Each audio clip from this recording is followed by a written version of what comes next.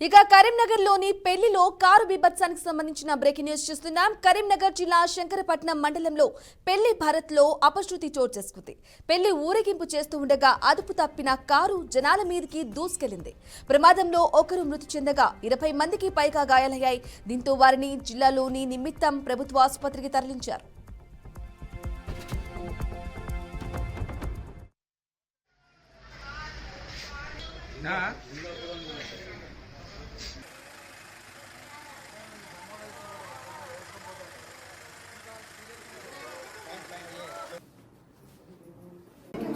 పెళ్లి కాడ డీజే ఎగురుతుంటే వీళ్ళు నిలబడి చూస్తారు.